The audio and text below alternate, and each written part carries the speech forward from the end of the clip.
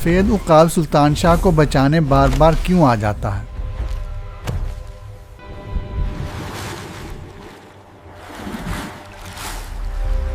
انالا انسان نہیں تو پھر کون ہے؟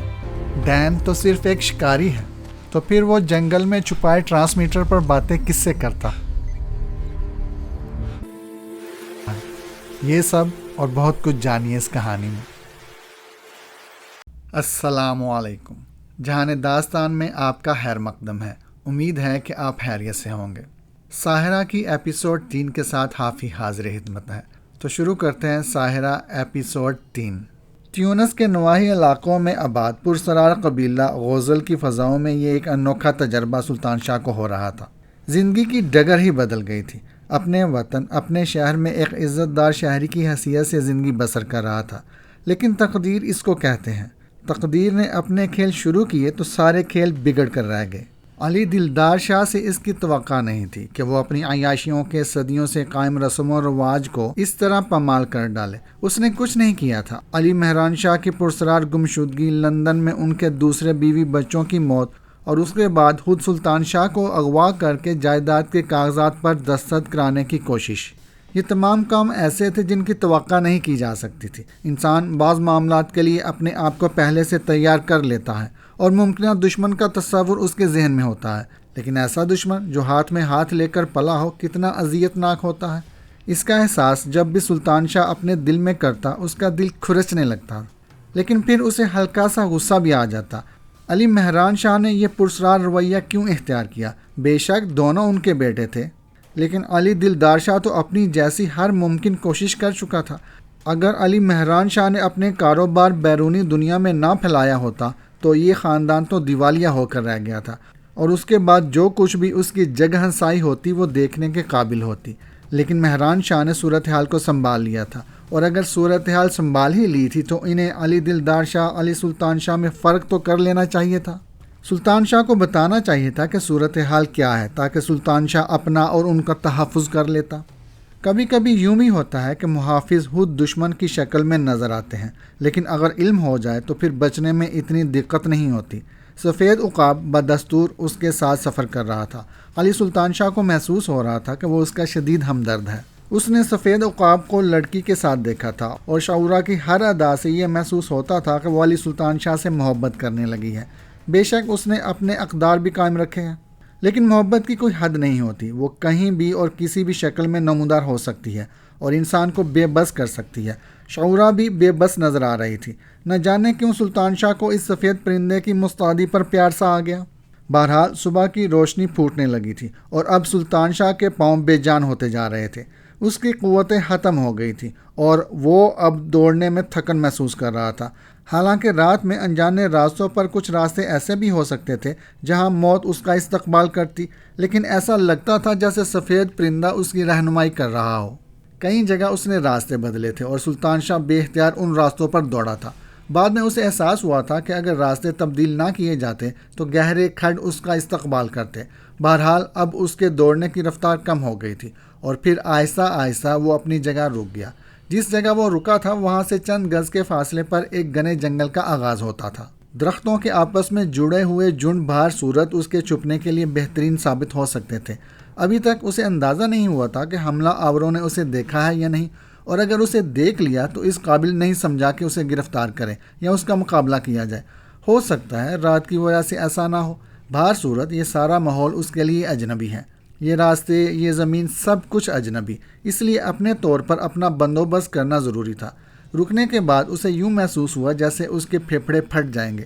سانس تھی کہ سینے میں سما ہی نہیں رہی تھی۔ اس نے بمشکل اپنی دائیں سمت دیکھا۔ سفید پرندہ اب بھی یہاں موجود تھا اور پرواز کر رہا تھا۔ اچانک سلطان شاہ کو یوں محسوس ہوا جیسے وہ اس کی آنکھوں میں دیکھ رہا ہو۔ کسی پرندے کا نگاہوں سے نگاہیں ملانا بھی ایک انوکھا تجربہ تھا، لیکن بہرحال یہ پرسرار ماحول، صحرائے عرب کے رہنے والے قبائلی سب کچھ بڑے انوکھے سے تھے۔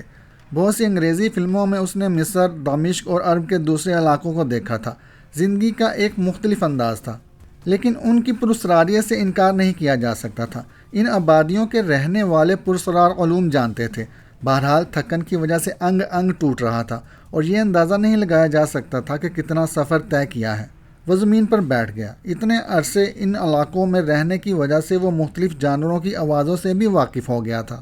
اس کے کانوں میں جو آوازیں آ رہی تھیں وہ عجیب و غریب تھی۔ کہیں لگڑ بگے بونگ رہے تھے، کہیں شیر کی گراہٹ بھی سنائی دے جاتی تھی۔ ان آوازوں نے تھوڑا سا خوف دل میں پیدا کر دیا تھا، حالانکہ آنکھوں میں نیند اس قدر شدید آ رہی تھی کہ پلکیں کھل بھی نہیں رہی تھیں۔ لیکن جب بھی شیر کی آواز سنائی دیتی وہ چونک پڑتا۔ بہرحال اس کی حالت کافی خراب ہونے لگی۔ دل چاہ رہا تھا کہ نیند آ جائے، سانسیں اعتدال پر آتی جا رہی تھیں، لیکن بدن سے ایسا محسوس ہو رہا تھا جیسے اب زندگی بھر اپنے پیروں پر کھڑا ہو کر اٹھ نہیں پائے گا۔ ہرچند کہ اس وقت اتنی خوفناک کیفیت محسوس ہو رہی تھی، لیکن بڑی پریشانی کا احساس بھی ہو رہا تھا۔ انسان اپنی تقدیر کے ہر پہلو سے آگاہ نہیں ہوتا۔ اسے کبھی اس طرح عرب کے صحراؤں میں بھٹکنا پڑے گا اس نے سوچا بھی نہیں تھا۔ بہرحال نیند نے انسان کے ذہن کو بڑی سکون بخش کیفیات مہیا کی ہیں۔ اس وقت بھی یہی کیفیت تھی۔ پتہ نہیں کب تک سوتا رہا اور پھر شاید آنکھ نہ کھلتی، لیکن ایک عجیب سی آواز سنائی دی تھی اور وہ چونک کر اٹھ بیٹھا تھا۔ تیز چیخ کی آواز، سفید عقاب کے علاوہ اور کسی کی نہیں تھی، اور اس وقت کائنات کا ایک بہت دلکش، انتہائی سنسنی خیز، انتہائی دلچسپ منظر نگاہوں کے سامنے تھا۔ اس نے دیکھا کہ چند گز کے فاصلے پر ایک خوفناک کشمکش ہو رہی تھی۔ ایک انتہائی بھیانک سانپ اس سے چند گز کے فاصلے پر عقاب سے جنگ کر رہا تھا۔ یہ وہی سفید عقاب تھا جو منہ سے تیز آوازیں نکال کر سانپ پر حملے کر رہا تھا۔ سانپ جو شاید سلطان شاہ کی طرف بڑھ رہا تھا، عقاب کی مزاحمت کی وجہ سے رک گیا تھا۔ ادھر سانپ عقاب پر حملہ کرتا تو عقاب دکھائی دے کر فضا میں پرواز کر جاتا، پھر وہ نیچے جھکتا اور سانپ کے بدن پر چونچ مارنے کی کوشش کرتا، لیکن سانپ پھر بھی پھرتی سے اسے اپنے بدن کو بچانے کی کوشش کر رہا تھا۔ زیادہ دیر نہیں گزری کہ اچانک ہی عقاب نے انتہائی پھرتی سے حملہ کر کے سانپ کے پھن کو اپنی چونچ میں دبوچ لیا، اور اس کے بعد جو منظر نگاہوں کے سامنے آیا اسے دیکھ کر سلطان شاہ تھر تھر کانپنے لگا۔ عقاب سانپ کو چونچ میں دبا کر فضا میں پرواز کر گیا۔ یہ چھوٹا سا پرندہ جس قدر خطرناک ہوتا ہے اس کے بارے میں سلطان شاہ نے سنا تو تھا، لیکن آج جو منظر سلطان شاہ کے سامنے آیا تھا اس نے سلطان شاہ کو ششدر کر دیا تھا۔ عقاب سانپ کو دور تک لیے چلا گیا اور تھوڑی دیر کے بعد نگاہوں سے اوجھل ہو گیا۔ سلطان شاہ پھٹی پھٹی آنکھوں سے آسمان کی طرف دیکھ رہا تھا کہ اچانک اسے عقب میں ایک نسوانی قہقہے کی آواز سنائی دی۔ ایک عجیب کھنک، ایک عجیب سا احساس فتح مندی کا اس قہقہے میں چھپا ہوا تھا۔ لیکن یہ کون عورت ہے؟ سلطان شاہ چونک کر کھڑا ہو گیا۔ اس نے جہاں تک اس کی نگاہ کام کر سکتی تھی نگاہ دوڑائی، لیکن اسے کوئی نظر نہ آیا۔ ہو سکتا ہے یہ صرف اس کا وہم ہو۔ بہت دیر تک وہ ادھر ادھر دیکھتا رہا، پھر ایک ٹھنڈی سانس لے کر گردن ہلائی۔ سلطان شاہ تو کہانیوں کا ایک کردار بن کر رہ گیا جو پرسرار کہانیوں میں ہوا کرتے ہیں۔ سلطان شاہ تو تصور بھی نہیں کر سکتا تھا کہ اس کے ساتھ کبھی ایسا کوئی واقعہ پیش آئے گا، لیکن اب کیا کیا جائے؟ اس نے ماحول کا جائزہ لیا تو آسمان ابر آلود نظر آیا۔ سورج یقینی طور پر اپنی آخری منازل طے کر رہا تھا، گویا وہ پورا دن سوتا رہا تھا۔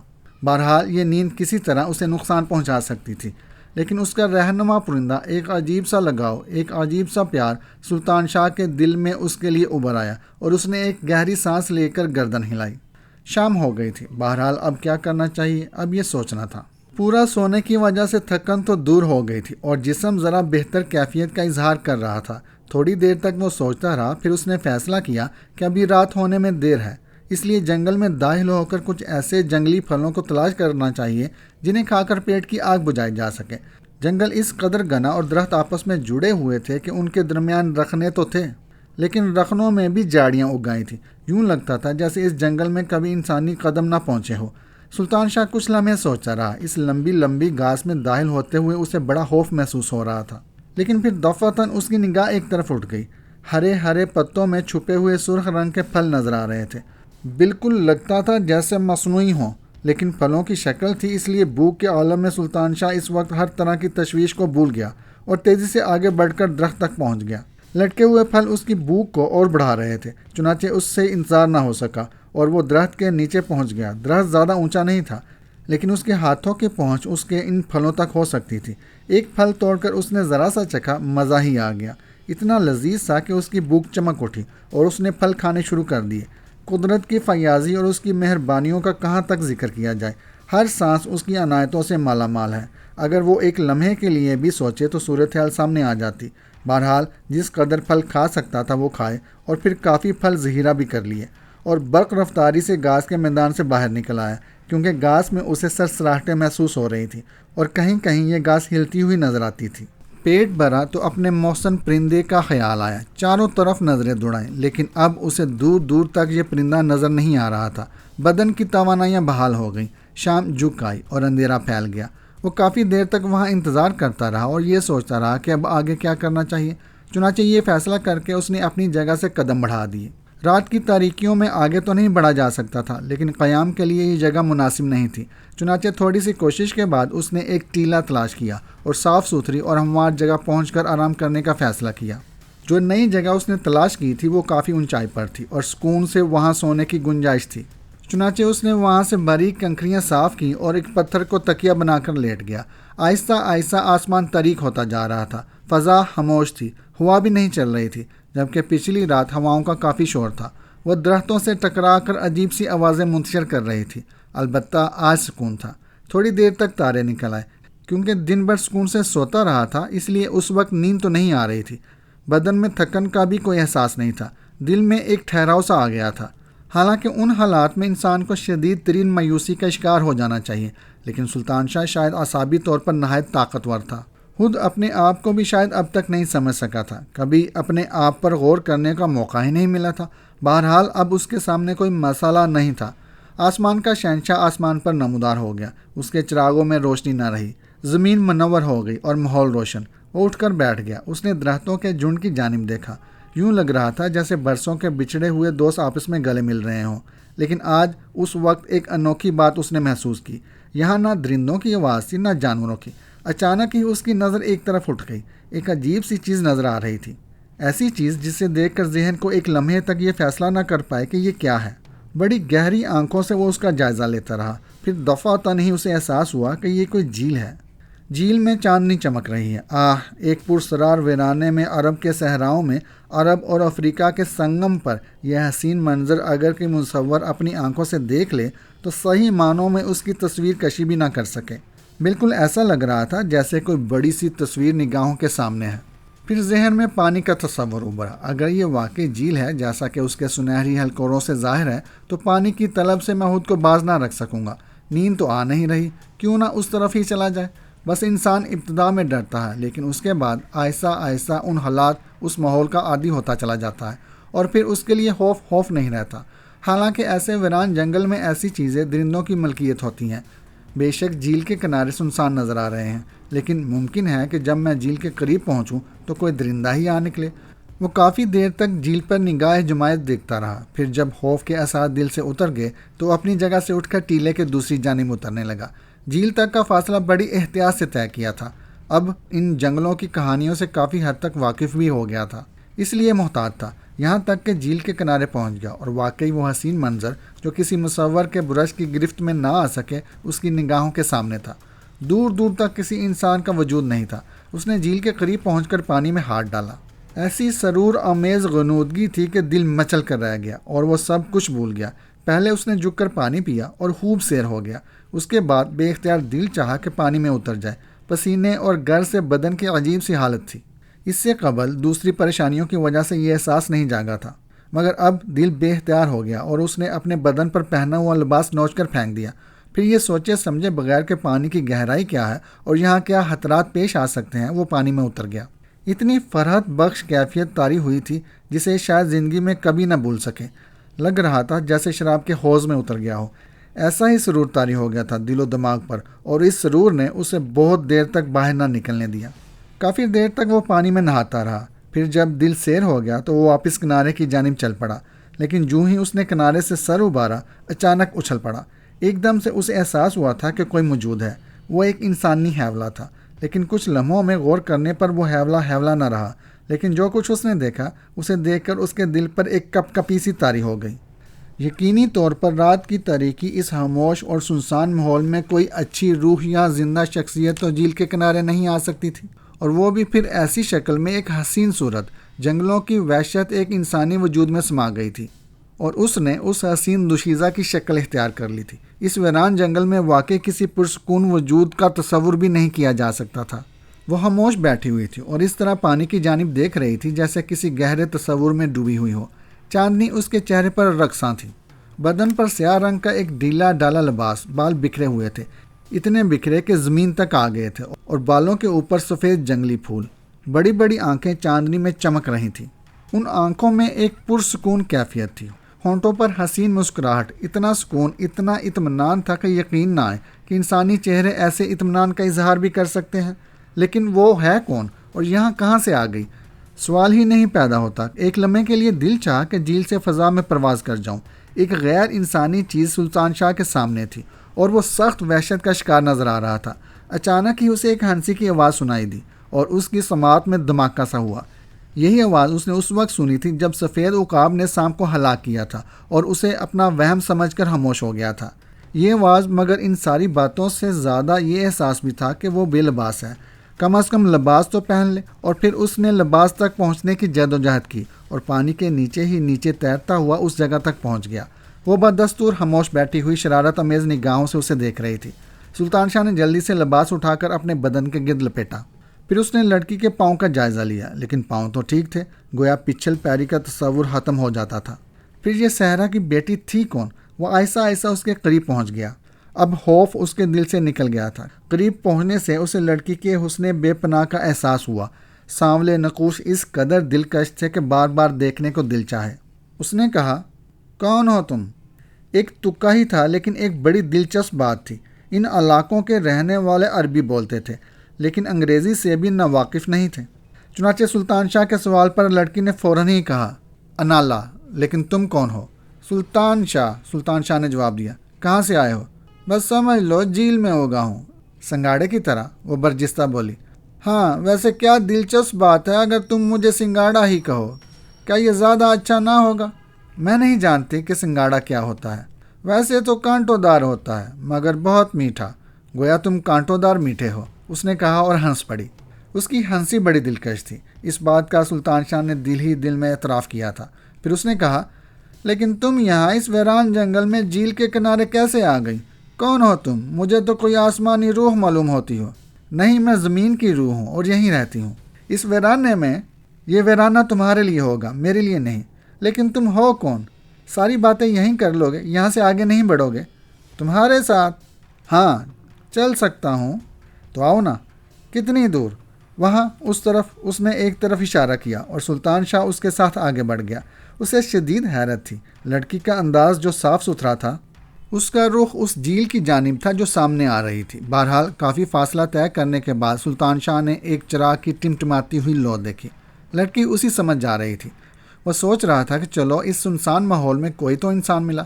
پھر ایک ویسی ہی نوکدار جھونپڑی دیکھی۔ درختوں کے ایک خول کے درمیان سے اسے اس طرح تراشا گیا تھا کہ اس میں کافی جگہ بن گئی تھی۔ چھوٹا سا دروازہ تھا جو کھلا ہوا تھا اور اس سے روشنی باہر آ رہی تھی۔ روشنی کے قریب جا کر وہ رک گئی اور اس نے سلطان شاہ کی جانب مسکراتی ہوئی نگاہوں سے دیکھا۔ پھر بولی، ڈر رہے ہو اندر آنے سے؟ سلطان شاہ ایک دم سنبھل گیا۔ ساری باتیں ایک طرف، مگر انسان کی اپنی ایک فطرت ہوتی ہے۔ وہ اس فطرت میں کم از کم صنف مخالف کے سامنے دلیری دکھانا ضروری ہوتا ہے۔ چنانچہ اس نے کہا، نہیں، تم سوچ رہے ہوگے کہ میں کتنی بے تکلفی سے تمہیں یہاں تک لے آئی ہوں۔ ہاں، یہ احساس میرے دل میں ہے۔ کیا تم یہاں تنہا رہتی ہو؟ تنہا؟ اس نے کہا اور خاموش ہو گئی۔ اس بات کا اس نے کوئی جواب نہیں دیا تھا۔ آؤ۔ چند لمحوں کے بعد اس نے کہا، تم نے مجھے بتایا نہیں۔ سلطان شاہ بولا اور اس کے ساتھ ساتھ اندر داخل ہو گیا۔ جھونپڑی میں بستر لگے ہوئے تھے، کوئی اور نظر نہیں آ رہا تھا۔ اس نے سلطان شاہ کی طرف دیکھا اور بولی، ہاں، میں یہاں تنہا رہتی ہوں۔ کتنے عرصے سے یہاں ہو؟ جب سے پیدا ہوئی ہوں۔ میرا مطلب ہے تمہارے دوسرے لوگ؟ کوئی نہیں ہے اور میں نے کبھی کسی کو نہیں دیکھا۔ کبھی؟ ہاں، میں سمجھا نہیں۔ جب سے میں نے ہوش سنبھالا ہے یہاں خود کو تنہا ہی پایا ہے۔ میرے ساتھ صرف جنگل کے رہنے والے جانور ہیں۔ گویا تم انہی کے درمیان زندگی گزارتی رہی ہو۔ ہاں، لیکن کیا وہ تمہیں نقصان نہیں پہنچاتے؟ وہ میرے لیے انہی درختوں کی مانند ہیں، صرف محبت کرنے والے۔ میں انہی کے ساتھ زندگی گزارتی ہوں اور وہ میرے دکھ درد کے ساتھی ہیں۔ سلطان شاہ تعجب بھرے انداز میں اسے دیکھنے لگا۔ لڑکی بہت بڑی اداکارہ تھی۔ وہ اپنے آپ کو سپر نیچرل شخصیت ظاہر کر رہی تھی، حالانکہ انتہائی خوبصورت، اور سب سے بڑی بات یہ کہ انگریزی زبان جاننے والی تھی۔ اگر وہ سچ کہہ رہی ہے تو یہ زبان کیا اس نے ورثے میں پائی ہے؟ بہرحال بہت سے ایسے سوالات تھے جو سلطان شاہ کے لیے ناقابل یقین تھے، لیکن اب وہ جو کچھ بھی کہہ رہی تھی وہ اسے سننا ہی اپنی مجبوری سمجھتا تھا۔ لڑکی نے کہا، بیٹھو۔ تو تم اپنے چہرے سے اتنے پریشان نظر آ رہے ہو کہ مجھے حیرت ہو رہی ہے۔ نہیں، لیکن تمہاری شخصیت اتنی اچھی ہے کہ تمہارے بارے میں کسی برے انداز میں سوچتے ہوئے بہت عجیب سا لگتا ہے۔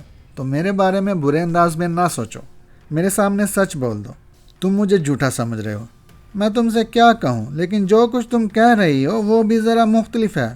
مثلا تم کہتی ہو کہ ہوش سنبھالنے کے بعد تم نے کسی کو نہیں دیکھا۔ ہاں، تمہارا نام انالا کس نے رکھا؟ سلطان شاہ نے سوال کیا تو وہ ہنس پڑی اور بولی، خود میں نے۔ تمہیں کون کون سی زبانیں آتی ہیں؟ ہر وہ زبان جو انسانی جذبات کی ترجمانی کر سکے۔ انسان کے بارے میں تم نے کہاں سے جانا؟ نہیں، اگر تم یہ سمجھ رہے ہو کہ میں نے کبھی انسانوں کو دیکھا ہی نہیں ہے تو یہ تمہاری بھول ہے۔ اگر ایسا نہ ہوتا تو تمہیں میں انسان کی حیثیت سے کیسے پہچانتی، جبکہ تم مجھ سے بہت مختلف ہو؟ سلطان شاہ نے اب اس کے بعد خاموشی اختیار کرنا مناسب سمجھی۔ لڑکی کی باتیں تسلی بخش نہیں تھی اور وہ محسوس کر رہا تھا کہ لڑکی اپنے بارے میں اسے کوئی خاص بات بتانا چاہتی نہیں۔ ظاہر سی بات ہے، جو کچھ وہ کہہ رہی تھی وہ نہیں تھی، بس انسانی فطرت کے مطابق وہ اپنے آپ کو عجیب و غریب ظاہر کرنے کی کوشش کر رہی تھی۔ دوسری بار پھر سلطان شاہ نے یہ فیصلہ کیا کہ اگر وہ اپنے بارے میں کچھ نہیں بتانا چاہتی تو اسے مجبور نہیں کرنا چاہیے اور صرف اس وقت اس کی قربت سے فائدہ اٹھانا چاہیے۔ فائدہ یہ کہ قرب و جوار کے ماحول کے بارے میں اسے ذرا تفصیل سے معلوم ہو جائے۔ چنانچہ تھوڑی دیر تک خاموش رہنے کے بعد اس نے کہا، انالا، ویسے تو تمہارے بارے میں بہت سے سوالات میرے ذہن میں ہیں، لیکن میں ایسا کوئی حق نہیں رکھتا کہ تم سے اپنی پسند کے سوالات کروں۔ بس یوں سمجھ لو کہ انسانی فطرت ایسی ہی ہے۔ تم جس قدر سمجھدار ہو اور جتنی اچھی باتیں کرتی ہو وہ میرے لیے تعجب خیز ہے۔ اچھا، تم یہ بتاؤ کہ میں تمہاری کیا خاطر مدارت کروں؟ وہ بولی، اور سلطان شاہ ہنسنے لگا اور پھر کہنے لگا، اب یہ تو میرے میزبان پر منحصر ہے، تو یہاں ٹھہرو، میں ابھی آتی ہوں۔ وہ باہر نکل گئی اور سلطان شاہ سوچنے لگا کہ اب وہ کہاں گئی ہوگی۔ اس نے تو اپنے آپ کو یہاں بالکل تنہا ظاہر کیا ہے اور یہ بتایا ہے کہ یہاں اس کے ساتھ کوئی اور بھی نہیں رہتا۔ ایسی مشکل میں سلطان شاہ کے لیے کھانے پینے کی چیزیں وہ کہاں سے مہیا کرے گی؟ یہ ایک دلچسپ مسئلہ تھا، لیکن انتہائی پراسرار، اور بہت ہی ہنسی آتی تھی سلطان شاہ کو اپنے آپ پر۔ اب تو اس نے اپنے ماضی کے بارے میں سوچنا بھی چھوڑ دیا تھا۔ زبردستی اپنے آپ کو ماضی سے منسلک رکھنے سے کیا فائدہ، جب ماضی سے رشتہ ہی ٹوٹ گیا؟ جب رشتے ناتے ہی ٹوٹ گئے ہیں تو پھر اس نئی زندگی میں اپنے آپ کو صرف اپنے لیے کیوں نہ محسوس کیا جائے؟ یہ خیال اس کے دل میں ایک مضبوط حیثیت اختیار کر گیا۔ علی مہران شاہ سے وفاداری کی تھی اور اس نے جیسا انہوں نے کہا تھا ویسا ہی کیا تھا، لیکن علی مہران شاہ نے یہ تک چھپایا کہ ان کی پرسرار ہنگامہ خیزیوں کا مرکز کیا ہے۔ وہ دولت کہاں سے آئی جو دنیا کے مختلف ملکوں میں پھیلی ہوئی تھی، اور ان کے دشمن کون تھے؟ کیا ان کا بیٹا علی دلدار شاہ؟ اگر ایسا تھا تو سلطان شاہ کو بتانا ضروری تھا، لیکن علی مہران شاہ نے یہ تک چھپایا کہ ان کی پرسرار ہنگامہ خیزیوں کا مرکز کیا ہے۔ وہ دولت کہاں سے آئی جو دنیا کے مختلف ملکوں میں پھیلی ہوئی تھی، اور ان کے دشمن کون تھے؟ کیا ان کا بیٹا علی دلدار شاہ؟ اگر ایسا تھا تو سلطان شاہ کو بتانا ضروری تھا۔ سلطان شاہ نے اپنے سر کو دونوں ہاتھوں سے پیٹ ڈالا۔ کیوں بار بار یہ خیالات میرے دل میں آ جاتے ہیں؟ جب ان لوگوں نے اپنی زندگی کو اپنا سمجھا اور مجھ سے منسلک نہ ہوئے تو مجھے کیا پڑی ہے کہ انہیں یاد کرتا رہوں؟ کوشش کروں گا کہ اب وہ میرے ذہن تک نہ پہنچنے پائے اور میں جن حالات کا شکار ہو گیا ہوں انہی میں ڈوبا رہوں۔ ہاں، واقعی مجھے ایسا ہی کرنا چاہیے۔ مجھے کیا پڑی ہے کہ بلا وجہ لوگوں کے معاملات میں ٹانگ اڑاتا پھروں۔ پھر تھوڑی دیر کے بعد قدموں کی چاپ سنائی دی۔ آنے والی انالا ہی تھی۔ وہ بہت سی چیزیں سنبھالے آ رہی تھی۔ ایک بڑے سے پتے میں گوشت کے بنے ہوئے ٹکڑے دیکھ کر سلطان شاہ حیران رہ گیا، اور پھر اس نے دودھ کا ایک برتن دیکھا۔ اس نے وہ چیزیں اس کے سامنے رکھ دی تو سلطان شاہ مسکرا کر بولا، میری معزز میزبان، اس ویران ماحول میں تم نے یہ چیزیں مہیا کر کے مجھ پر بڑا احسان کیا ہے، لیکن میرے ذہن میں یہ سوال آتا ہے کہ یہ چیزیں تم نے کہاں سے حاصل کی؟ جواب میں وہ پھر ہنس پڑی اور بولی، بہت سے مہمان بڑے ضدی ہوتے ہیں۔ خیر، تم یہ بتاؤ کہ کھانا زیادہ بہتر ہوتا ہے یا کھانے کے بارے میں سوالات کرنا؟ نہیں، میں کھانا ہی پسند کروں گا، سلطان شاہ نے کہا، اور اس کے بعد وہ کھانا کھانے میں مصروف ہو گیا۔ کئی بار اس کی نگاہیں انالا کی طرف اٹھی۔ وہ عجیب سی نگاہوں سے اسے دیکھ رہی تھی۔ سلطان شاہ کھانے سے فارغ ہوا تو وہ بولی، آرام کرو گے؟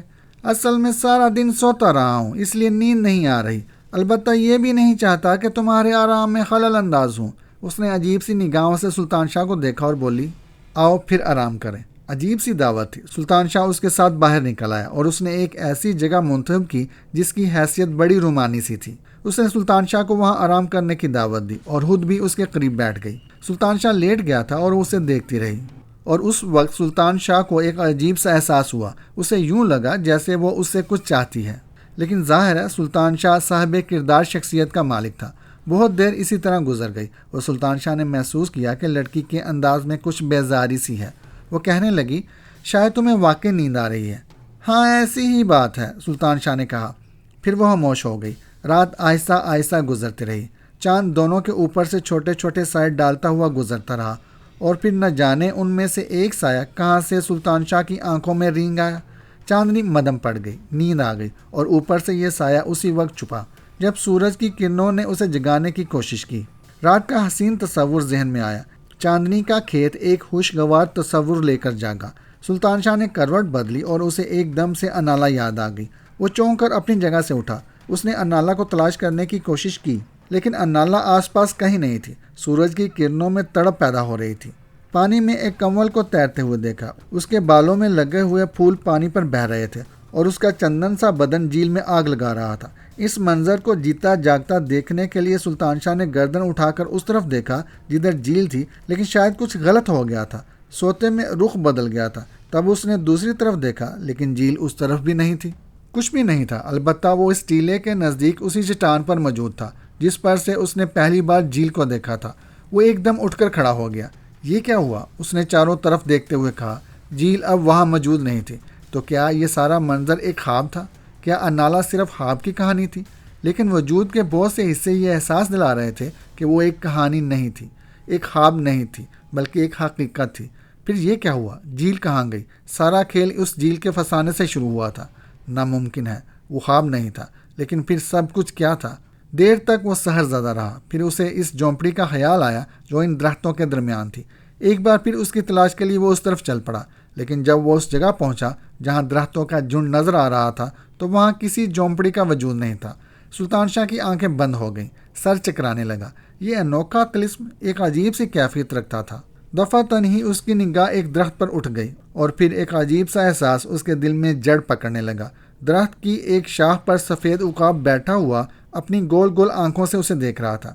اچانک ہی اس نے سفید عقاب کو اپنی جگہ سے پرواز کرتے ہوئے دیکھا، اور اسے یوں لگا جیسے عقاب اس کی رہنمائی کرنا چاہ رہا ہو۔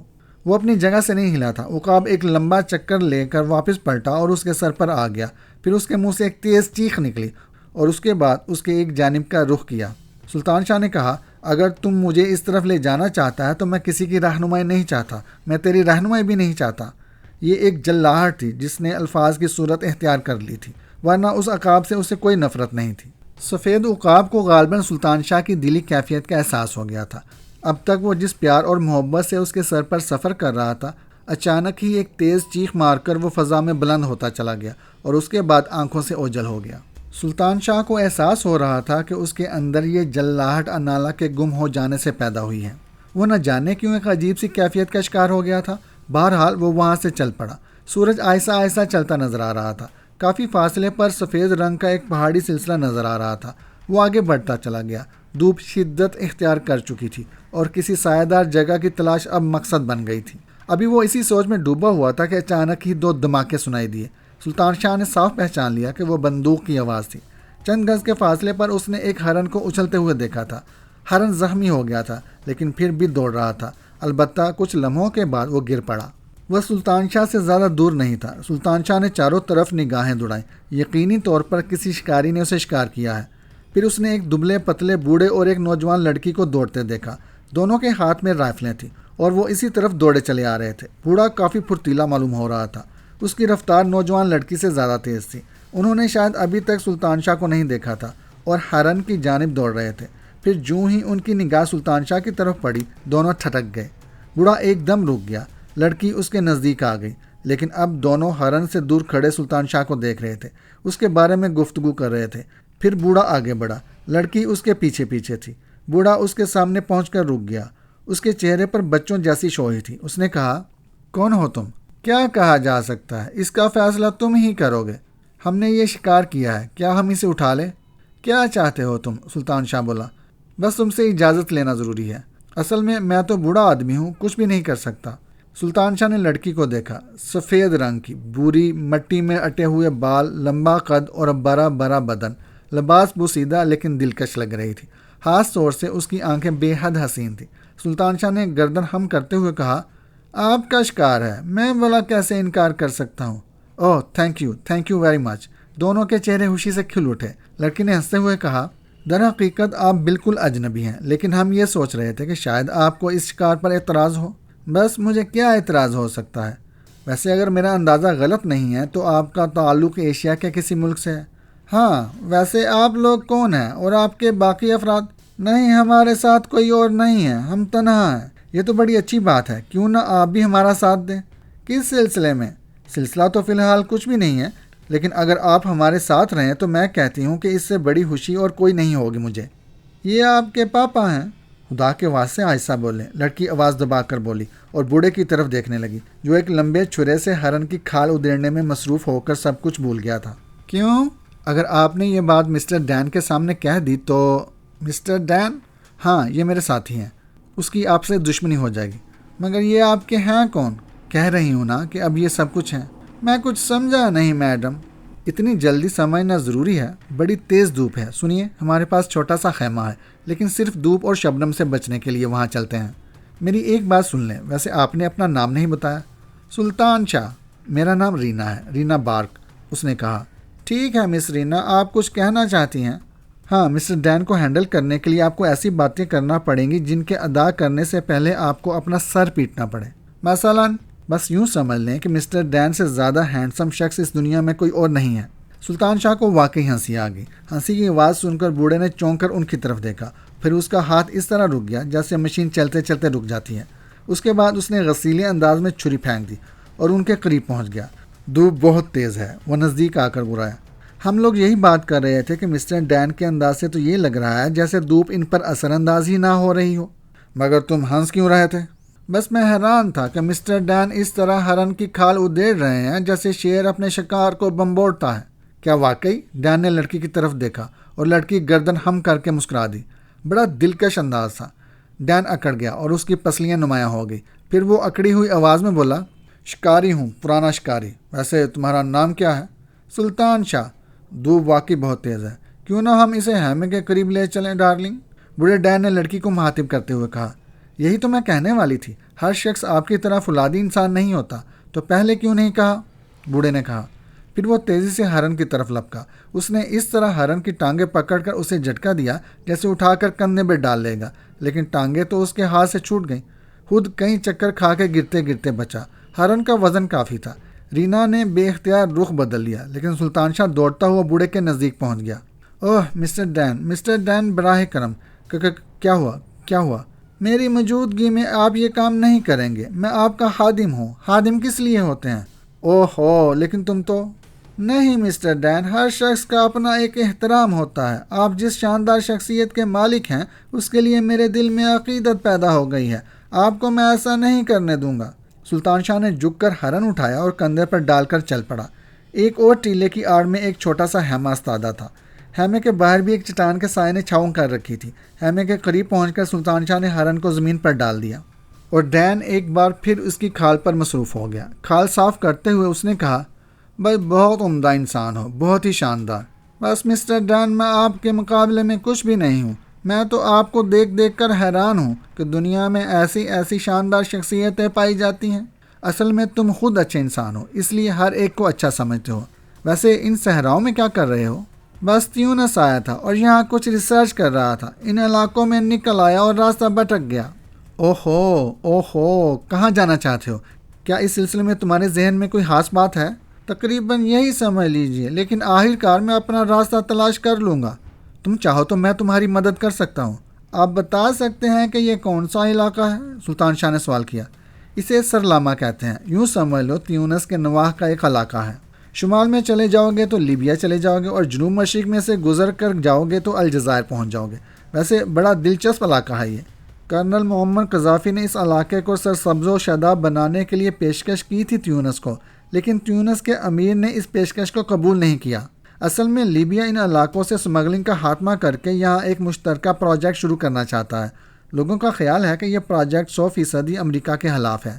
خیر، سیاسی گفتگو کرنے سے مجھے بدہضمی ہو جاتی ہے، اس لیے بالکل غیر سیاسی گفتگو کروں گا۔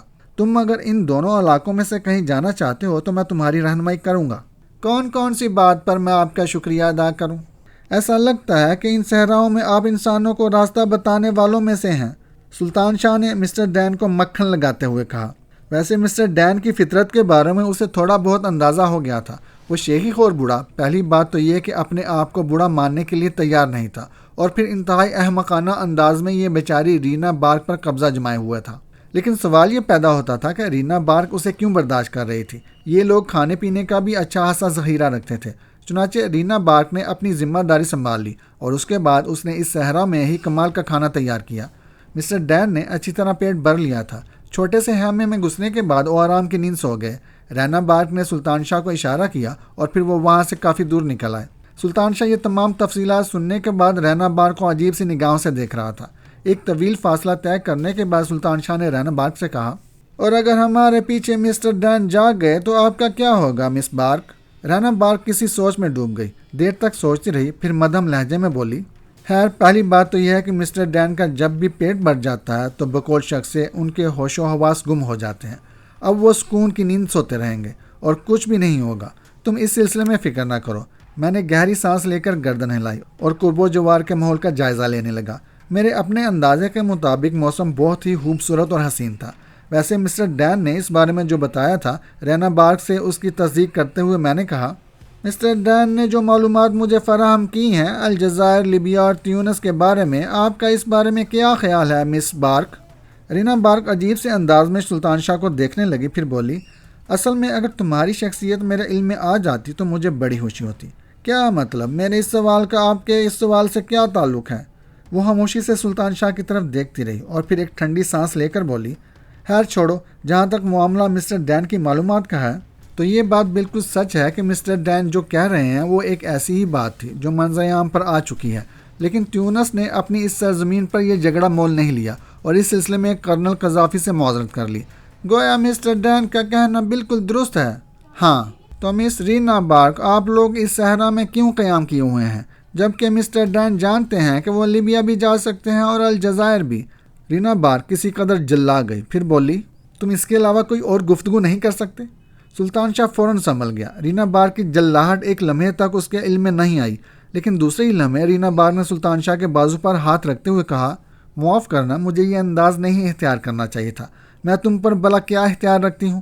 لیکن میرے بارے میں سوچو، ایک ایسا بوڑھا شخص جس کے معاملے میں بے بس ہو گئی ہوں، میرا ہیرو بننے کی کوشش کرتا ہے اور میں انتہائی مجبوری کے عالم میں اسے قبول کرنے کے لیے تیار ہوں، حالانکہ وہ ایک بے ضرر انسان ہے۔ سوری ڈیئر سلطان شاہ، کیا تم عورت کے جذبات کو سمجھتے ہو؟ سلطان شاہ چونک پڑا۔ فطری طور پر اس طرح کا انسان نہیں تھا، لیکن بہرحال زندگی کی حقیقتوں سے واقف بھی تھا۔ وہ تو حالات نے اسے دوسرے ہی راستے پر ڈال دیا تھا، ورنہ شاید اس قدر لاعلم نہ ہوتا۔ ماحول سے اور حالات سے، تاہم زندگی میں کچھ اقدار بھی ہوتے ہیں اور وہ ان اقدار کو بھول نہیں سکتا تھا۔ رینا بارک کو سمجھنے کے بعد اس نے مسکراتے ہوئے کہا، نہیں، تمہیں حق ہے ڈیئر رینا، کیونکہ ظاہر ہے میں تو تم پر مسلط ہی ہوں نا، لیکن کوئی حرج نہیں ہے، تھوڑا سا وقت ساتھ گزار لیتے ہیں، اس کے بعد تم لوگوں کا پیچھا چھوڑ دوں گا۔ تھوڑے سے وقت سے مراد گھنٹہ 2 گھنٹہ بھی ہو سکتے ہیں، بس برا مان گئے، رینا بارک محبوبیت سے بولی، اور پھر اس نے سلطان شاہ کی آغوش میں سر رکھ دیا۔ وہ نیم دراز ہو گئی تھی، اس حد تک اسے برداشت کیا جا سکتا تھا۔ وہ سلطان شاہ کو دیکھتی رہی، لیکن اس وقت ایک عجیب واقعہ ہوا۔ اچانک ہی فضا میں ایک تیز اور کرخی چیخ لہرائی اور اس کے ساتھ ہی ایک عجیب سی کرخت ہوئی۔ سفید پرندہ رینا بارک پر جپٹا تھا اور اس نے اس کے سر پر پنجے مارے تھے۔ رینا بارک کی پیشانی پر ایک گہری لکیر پڑ گئی اور دیکھتے ہی دیکھتے اس سے خون نمودار ہو گیا۔ وہ چیخ مار کر اٹھ گئی تھی۔ سفید پرندہ غوطہ لگا کر فضا میں بلند ہو گیا تھا اور اس کے بعد وہ برق رفتاری سے گھوم کر پھر پیچھے کی سمت آیا۔ رینا بارک جلدی سے اٹھ گئی تھی۔ پیشانی سے نکلنے والا خون اس کی آنکھوں تک آ رہا تھا اور اس کے حلق سے آوازیں نکل رہی تھی۔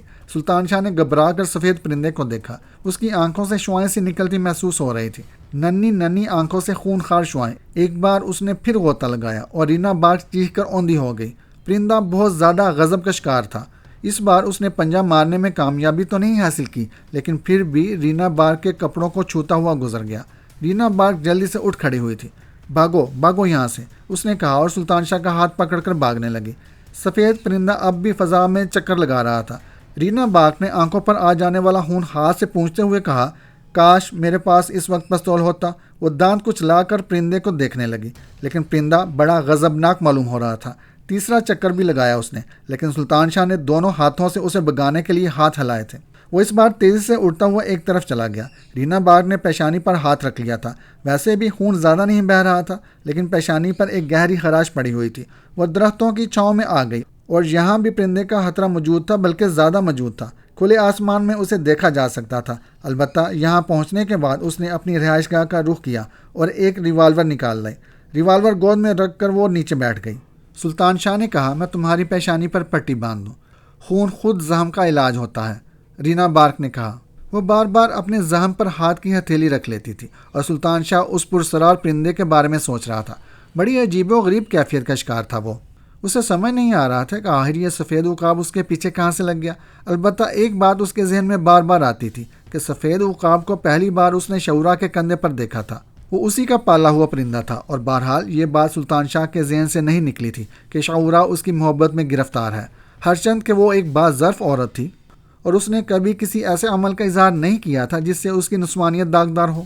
لیکن اس کے باوجود وہ شعورا کی آنکھوں میں اپنے لیے محبت کا پیغام پڑ چکا تھا، اور یہ بات بھی اس کے ذہن میں محفوظ تھی کہ شعورا ایک ایسے شخص کی بیٹی تھی جو پرسرار عمل کا ماہر تھا۔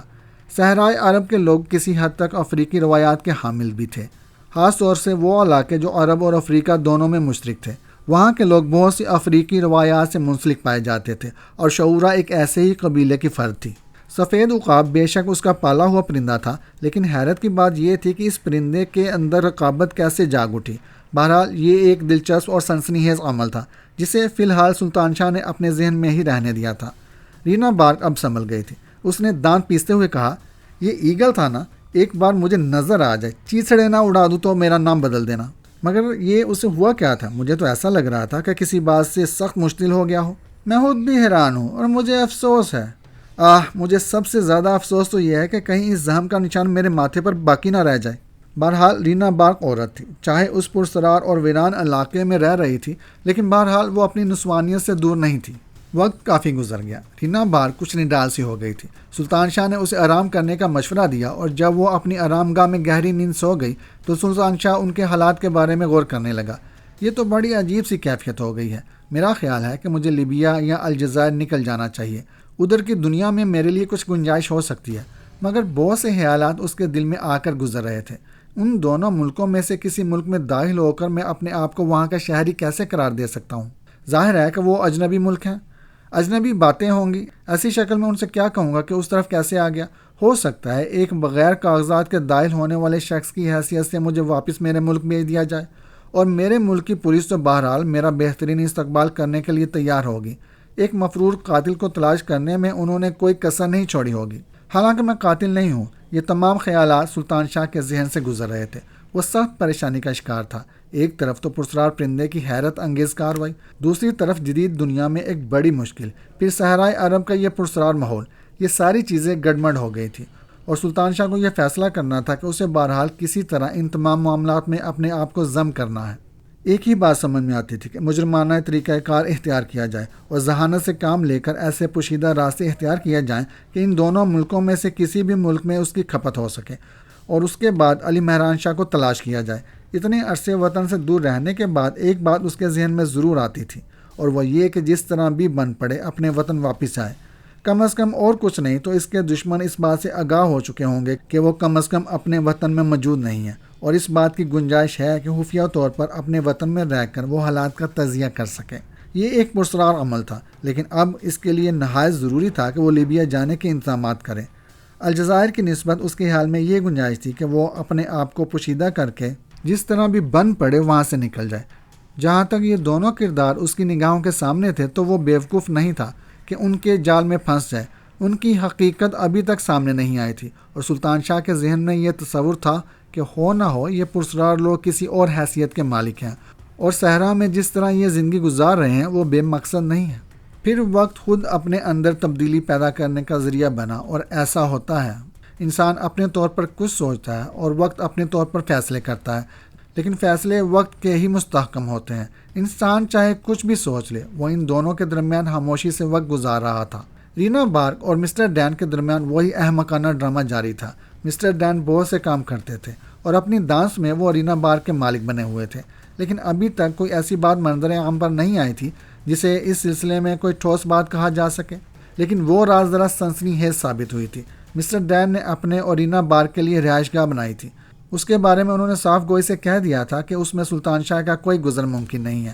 یہ ایک طرح سے گوشے تنہائی ہے اور اس گوشے تنہائی میں کسی اجنبی کا وجود برداشت نہیں کیا جا سکتا۔ سلطان شاہ کو اس بات کی بالکل کھوج نہیں تھی کہ اس گوشے تنہائی میں یہ بوڑھا اور نوجوان لڑکی کس طرح وقت گزارتے ہیں۔ دل کی لگی کی تو بات نہیں تھی کہ رقابت کا احساس ہوتا، بس بات اتنی ہی سی تھی کہ رینا بارک تھوڑی سی توجہ حاصل کرنے میں کامیاب ہو گئی تھی، اور اس نے اس بات کا اظہار کر دیا تھا کہ بوڑھے سے اس کا ذہنی لگاؤ نہیں ہے، بلکہ بس وہ زندگی گزارنے کا راستہ ہے۔ بلکہ آج ہی رینا بارک سے اس موضوع پر بات ہوئی تھی اور سلطان شاہ نے پوچھا تھا، مس رینا، ساری باتیں ایک طرف، آپ جس کیفیت کا بھی شکار ہوئی ہوں، لیکن آپ مجھے ایک بات بتائیے، وہ یہ کہ نہ تو مسٹر ڈین اور نہ ہی آپ یہاں سے نکلنے کی کوشش کرتے ہیں، جبکہ آپ کا یہ کہنا ہے کہ اس جگہ کے آس پاس اگر آپ نکلنا چاہیں تو بآسانی لیبیا یا الجزائر پہنچ سکتے ہیں، تیونس کی جانب واپسی کا بھی سفر کر سکتے ہیں۔ اس سفر کے بارے میں آپ نے کچھ نہیں سوچا؟ رینا اس کی بات پر تھوڑی دیر تک سوچتی رہی، پھر اس نے کہا، ایسی کوئی بات نہیں ہے۔ مسٹر ڈین تو جیسا کہ آپ اندازہ لگا چکے ہوں گے عجیب و غریب شخصیت کے مالک ہیں۔ ان کا کہنا ہے کہ یہاں جو زندگی گزر رہی ہے مہذب دنیا میں اس کا کوئی وجود نہیں ہوتا۔ یہاں وہ اپنے آپ کو ایک جنگل بوائے سمجھتے ہیں اور مجھے اپنی محبوبہ، اس لیے وہ یہاں سے جانے کا تصور نہیں رکھتے، بلکہ منطقی انداز میں مجھے بھی سمجھانے کی کوشش کرتے ہیں کہ دنیا کی برائی سے دور یہ جگہ بڑی پرسکون ہے۔ ان کا کہنا ہے کہ مستقبل میں ان کی اولادیں ہوں گی اور یہاں ایک قبیلہ آباد ہو جائے گا۔ رینا بارک ہنس پڑی اور کہنے لگی، اس بات سے کسی غلط فہمی کا شکار نہ ہو جانا۔ کیسی غلط فہمی؟ اولاد کے سلسلے میں؟ اب میں تم سے کیا کہوں کہ وہ خبیث بوڑھا ایک بے ضرر جانور ہے، اس سے زیادہ کچھ نہیں ہے، کتے بلی کی مانند جو صرف پاؤں چاڑنے پر ہی اتفاق کرتے ہیں۔ رینا بارک کے لہجے میں نفرت کی جھلک نمودار ہو گئی اور سلطان شاہ کو ہنسی آنے لگی تھی کہ رینا بارک کس طرح اپنی صفائی پیش کرنے کی کوشش کر رہی ہے۔ بہرحال معاملہ جوں کہ تو چلتے رہے۔ رینا بارک کون سی مجبوری کے تحت اس بوڑھے شخص کو برداشت کر رہی تھی، اس کی صحیح صورتحال ابھی تک سامنے نہیں آئی تھی۔ رات کافی دیر تک جاگتا تھا اور پھر نیم غنودگی کی کیفیت کا شکار تھا کہ کچھ آہٹیں سن کر پوری طرح سے بیدار ہو گیا۔ حالانکہ ابھی تک اس علاقے میں رہتے ہوئے کوئی ایسی مشکل صورتحال پیش نہیں آئی تھی جو خوف کا باعث ہوتی۔ بڑی بے ضرر سی جگہ تھی، لیکن پھر انسانی تجسس انسان کو کہاں باز رہنے دیتا ہے۔ ان آہٹوں کا راز جاننے کے لیے وہ گردن اٹھا کر دیکھنے لگا۔ بوڑھا ڈین اپنی آرام گاہ سے باہر نکلا تھا۔ کوئی ایسی اہم بات نہیں تھی۔ نیند نہ آنے کی وجہ سے کوئی بھی رات کے کسی بھی حصے میں باہر نکل سکتا ہے، لیکن نہ جانے سلطان شاہ کی کون سی حس تھی جس نے اسے ہوشیار کر دیا تھا اور وہ چکنا ہو گیا تھا۔ بوڑھا ڈین دبے پاؤں وہاں سے آگے گزر گیا۔ اس نے گردن گما کر سلطان شاہ کی طرف دیکھا تھا اور سلطان شاہ اس طرح سوتا ہوا بن گیا تھا جیسے گہری نیند کا شکار ہو۔ پھر بوڑھا ایک سمت اختیار کر کے چل پڑا۔ سلطان شاہ کو حیرت ہوئی تھی، چنانچہ وہ جلدی سے اپنی جگہ سے اٹھ کھڑا ہوا اور پھر اس نے بڑی احتیاط کے ساتھ ڈین کا تعاقب شروع کر دیا۔ بس یہ فطرت ہی کا ایک حصہ تھا، ورنہ ڈین کا تعاقب کرنے کی کوئی خاص ضرورت نہیں تھی۔ سلطان شاہ آہستہ آہستہ ڈین کے پیچھے چلتا رہا۔ ڈین نے کئی بار پلٹ کر دیکھا اور اس وقت اس کے علاوہ کوئی اور چارہ کار نہیں تھا کہ سلطان شاہ زمین پر چپک جائے۔ وہ ہوشیاری کے ساتھ کبھی زمین پر لیٹ کر اور کبھی ٹیلوں کی آڑ لے کر آگے بڑھتا رہا۔ پھر اس نے ڈین کا رخ ان پہاڑی ٹیلوں کی جانب دیکھا جو بڑی بدنما شکل رکھتے تھے۔ سوکھی ہڈیوں کی مانند اس کا سلسلہ دور تک پھیلا ہوا تھا اور ان میں جگہ جگہ کٹاؤ نظر آتے تھے۔ یہ صرف کٹاؤ تھے، انہیں غار نہیں کہا جا سکتا تھا۔ ڈین اس طرف کیا کرنے جا رہا تھا، یہ بات تو پہلے بھی سلطان شاہ کے ذہن میں تھی کہ یہ لوگ بلا وجہ یہاں وقت نہیں ضائع کر رہے، لیکن زبان کھلوانے کا ذریعہ اس کے پاس نہیں تھا۔ چنانچہ سلطان شاہ صبر کیے ہوئے تھا اور اسے کسی ایسے ہی لمحے کا انتظار تھا جو ساری حقیقت اس پر منکشف کر دے، اور اس وقت شاید اس حقیقت سے روشناس ہونے ہی جا رہا تھا۔ آخرکار ایک کامیاب تعاقب کر کے وہ ڈین کے پیچھے پیچھے پہاڑی سلسلوں کے ان ٹیلوں کے پاس پہنچ گیا۔ یہاں چھپنے کے لیے بہتر جگہ تھی۔ ڈین جس کٹاؤ کے پاس رکا تھا وہاں سے سلطان شاہ کا فاصلہ بہت زیادہ دور نہیں تھا، لیکن سلطان شاہ اس جیسے دوسرے کٹاؤ کا سہارا لے کر ڈین کے مزید قریب پہنچ سکتا تھا۔ ڈین ایک جگہ بیٹھ گیا۔ سلطان شاہ اس کا بغور جائزہ لے رہا تھا۔ چاندنی پھیلی ہوئی تھی، اس لیے ڈین کی حرکات کا جائزہ لینے میں اسے کوئی دقت پیش نہیں آ رہی تھی۔ ڈین نے کٹاؤ کے ایک چھوٹے سے سوراخ سے کوئی چیز نکالی اور زمین پر اطمینان سے بیٹھ گیا۔ پھر سلطان شاہ نے ننھی ننھی روشنیاں جلتے ہوئے دیکھی تھی۔ سرخ روشنی اور سبز روشنیاں اسپار کرنے لگی اور چند لمحوں کے بعد سلطان شاہ نے ڈین کی آواز سنی۔ وہ شاید ٹرانسمیٹر میں کسی کو مخاطب کر رہا تھا۔ سلطان شاہ کے اعصاب میں تناؤ پیدا ہو گیا۔ اس کا مطلب ہے کہ ڈین اور بھی بہت سی گہرائیاں رکھتا ہے۔ وہ سانس روک کر ڈین کی آواز سننے کی کوشش کرنے لگا۔ ڈین ٹرانسمیٹر پر کسی کو مخاطب کر رہا تھا اور پھر ایک اور مدھم سی آواز ابھری۔ غالباً اس کا ٹرانسمیٹر پر کسی سے رابطہ قائم ہو گیا تھا۔ کون ہے یہ شخص؟ کون ہے؟ ویسے یہ بات تو طے تھی کہ اس نے اپنا یہاں خفیہ اڈہ قائم کر رکھا تھا۔ کیا لڑکی کو بھی اس خفیہ اڈے کے بارے میں معلومات حاصل ہیں؟ یہ احساس سلطان شاہ کے دل میں پیدا ہوا تھا، لیکن اس وقت اس پر غور کرنے کا موقع نہیں تھا۔ وہ کان لگا کر ڈین کی آواز سننے لگا۔ آواز اتنی واضح نہیں تھی کہ الفاظ اس کی سمجھ میں آ سکتے، لیکن کسی بہت اہم مسئلے پر بات چیت ہو رہی تھی۔ یہی کافی تھا کہ ڈین کا یہاں کسی سے رابطہ قائم تھا۔ باہر طور یہ ساری باتیں اپنی جگہ، سلطان شاہ اس وقت بہت سنسنی محسوس کر رہا تھا۔ پھر اچانک ڈین کی آواز بند ہو گئی۔ سلطان شاہ کی چھٹی حص نے اسے احساس دلایا تھا کہ ڈین کی گفتگو ختم نہیں ہوئی ہے، بلکہ آواز بند ہو جانے کی وجہ کچھ اور ہے۔ وہ منتظر رہا کہ آواز مزید سنائی دے، لیکن 2 منٹ، 4 منٹ، 6 منٹ، 8 منٹ گزر گئے۔ اس کی طرف مکمل خاموشی چھائی ہوئی تھی۔ سلطان شاہ کو شدید بے چینی ہونے لگی۔ یہ آخر ہے کیا سلسلہ؟ اس نے آہستہ سے اپنی جگہ چھوڑ دی، کٹاؤ میں تھوڑا سا آگے بڑھا اور جان کر اس جگہ دیکھنے لگا۔ کوئی غار وغیرہ تو تھا نہیں، بس ایسے ہی کٹاؤ تھے۔ ٹرانسمیٹر اسے نظر آ گیا، کسی کار کی بیٹری کی طرح چوکور اور سائز بھی اتنا ہی تھا۔ اس میں 2 بلب اسپارک کر رہے تھے، جس سے یہ احساس ہوتا تھا کہ ٹرانسمیٹر آن ہے۔ اور اس کے علاوہ جو سنسنی خیز بات تھی وہ یہ تھی کہ ڈین اس جگہ موجود نہیں تھا۔ یہ ڈین کدھر گیا؟ سلطان شاہ نے سوچا۔ پھر ایک لمحہ ہی گزرا تھا کہ اسے اپنے سر پر ایک سایہ سا محسوس ہوا اور دوسرے ہی لمحے بلندی سے ایک جسم اس پر آن پڑا۔ سلطان شاہ اگر ایک طاقتور نوجوان نہ ہوتا تو اوپر سے کودنے والے ڈین نے اسے زمین پر دے مارا تھا، لیکن سلطان شاہ نے لڑکھڑا کر وہ بوجھ سنبھال لیا۔ نہ صرف سنبھال لیا بلکہ اس نے اسے اٹھا کر اپنے کندھوں پر سے نیچے پٹک دیا۔ یہ اس کا غلط خیال تھا کہ ڈین ایک معمولی بوڑھا آدمی ہے۔ در حقیقت وہ جتنی مردانگی کا اظہار رینا بار کے سامنے کرتا رہا تھا وہ غلط نہیں تھی۔ جس انداز میں سلطان شاہ نے اسے اپنے کندھوں سے اٹھا کر نیچے پٹکا تھا، کوئی اور ہوتا تو اس کی ہڈیاں چور چور ہو چکی ہوتی، لیکن ڈین نے ایک کلا بازی کھائی تھی اور اپنے پیروں پر ہی کھڑا ہوا تھا، اور اس کے ساتھ ساتھ ہی اس نے ایک شاندار لگاتار گولیاں برسانے والے ریوالور سے سلطان شاہ پر فائرنگ شروع کر دی تھی۔ قدرت سلطان شاہ پر مہربان تھی۔ اس کا پاؤں پھسل گیا اور گولیاں چٹانوں کی کرچیاں اڑانے لگیں، لیکن یہ احساس کر کے کہ اس کے پاس اسلحہ ہے اور نیچے گرنے کے بعد وہ سلطان شاہ کا صحیح نشانہ نہ لے سکتا تھا۔ سلطان شاہ نے اپنی جگہ سے لوٹ لگائی اور نیچے ایک اور چٹان پر آ گرا، لیکن ڈین کی وحشت میں کمی نہیں آئی تھی۔ اس نے پینترا بدلا اور سلطان شاہ کا صحیح نشانہ لینے لگا، لیکن اسی وقت ایک تیز چیخ فضا میں ابھری اور بجلی سی چمک گئی۔ سفید پرندہ ڈین کی آنکھوں کے سامنے سے گزرا تھا۔ ریوالور سے نہ صرف ڈین کا نشانہ چکا بلکہ ریوالور بے اختیار اس کے ہاتھ سے نکل گیا اور اس نے ایک زوردار چیخ کے ساتھ اپنی دونوں آنکھوں پر ہاتھ رکھ لیے۔ سفید پرندے نے ایک لمبا چکر کاٹا اور اس بار سلطان شاہ نے ایک بھیانک منظر دیکھا۔ پرندہ ڈین کے چہرے پر آیا تھا اور ڈین نے اسے ہٹانے کے لیے ہاتھ چلائے تھے۔ اس طرح اس کے ہاتھ آنکھوں سے ہٹ گئے اور پرندے نے اپنی چونچ ڈین کی ایک آنکھ میں گاڑ دی اور اس کے چہرے سے چپک گیا۔ ڈین کی دل خراش چیخیں اس قدر ہولناک تھی اور ان چٹانوں میں اس طرح گونج رہی تھیں جیسے ہزاروں بھیانک روحیں داڑ رہی ہوں۔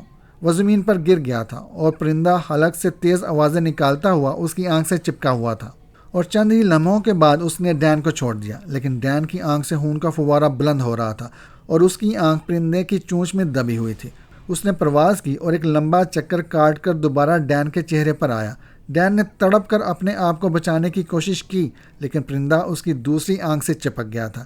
ڈین اپنے دونوں ہاتھوں کی قوت سے پرندے کو چھڑانے کی کوشش کر رہا تھا، لیکن پرندے نے اپنے پنجے اس کے رخساروں میں گاڑ دیے تھے اور رخساروں سے بھی خون ابل رہا تھا۔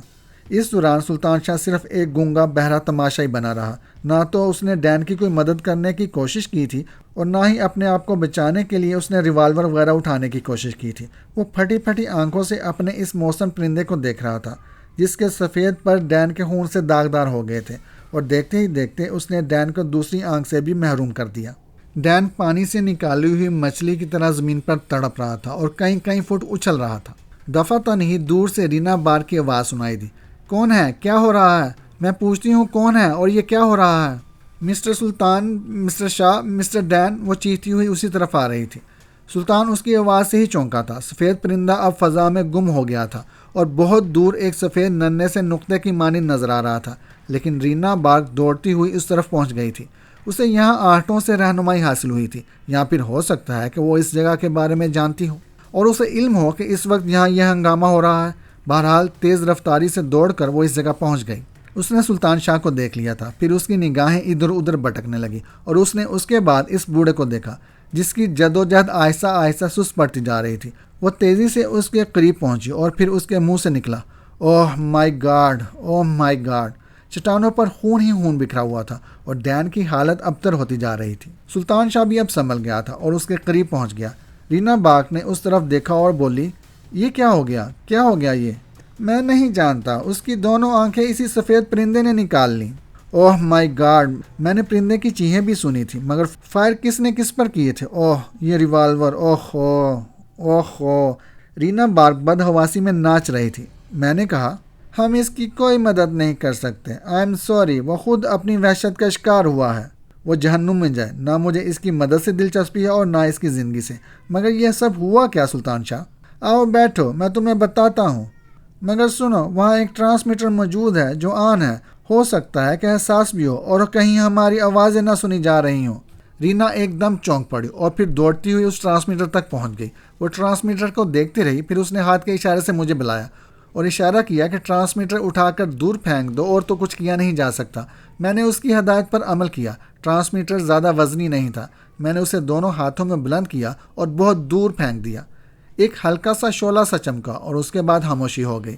رینا نے کہا، ذرا سی غلطی ہوگی، ہم نے جو گفتگو کی ہے وہ کہیں اور نہ سن لی گئی ہو، صورتحال خطرناک ہو جائے گی۔ تو پھر بولو کیا کیا جائے؟ یہاں سے نکلو، یہاں سے نکلتے ہیں پھرتی کے ساتھ۔ ویسے یہ شخص شاید مر چکا ہے۔ رینا نے اب ساکت پڑے ہوئے ڈین کو دیکھ کر کہا، ہاں شاید، اور اگر نہیں مرا ہے تو ہم اسے زندگی دینے کی کوشش نہیں کر سکتے۔